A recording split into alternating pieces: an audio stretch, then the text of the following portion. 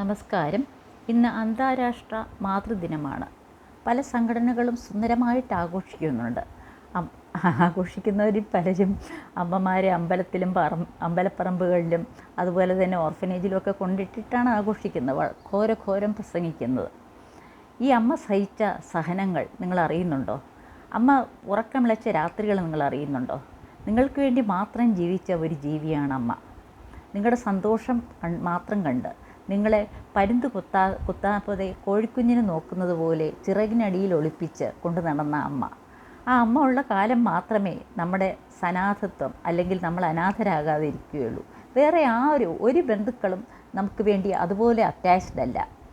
ഇനിയെങ്കിലും നിങ്ങൾ ചിന്തിച്ചു നോക്കൂ, അമ്മ എന്നത് മഹത്വമായിട്ടുള്ളൊരു പദമാണോ? അമ്മയെ പട്ടിക്കൂടിലും ആട്ടിൻകൂടിലുമൊക്കെയാണോ അടയ്ക്കേണ്ടത്? എന്നിട്ട് നിങ്ങൾ സുഖിക്കുകയാണോ ചെയ്യേണ്ടത്?